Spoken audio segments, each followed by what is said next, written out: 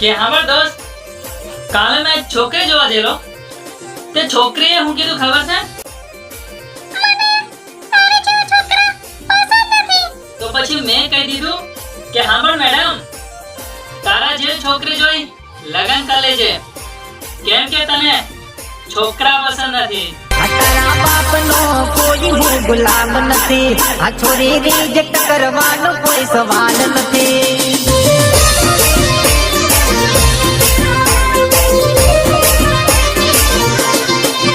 તારા બાપનો કોઈ હું ગુલામ નથી આ છોરી રિજેક્ટ કરવાનો કોઈ સવાલ નથી